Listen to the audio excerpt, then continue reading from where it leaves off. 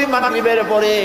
আর এশার পরে, ফজরের পরে আর এশার পরে যদি 3 বার পড়ে আস্তাগফিরুল্লাহাল্লাযী লা ইলাহা ইল্লা হুয়াল হাইয়ুল কাইয়্যুম ওয়া আতুবু ইলাইহি 3 বার করে যদি পড়ে, সাগরের ফেনা তুল্য গুনাহ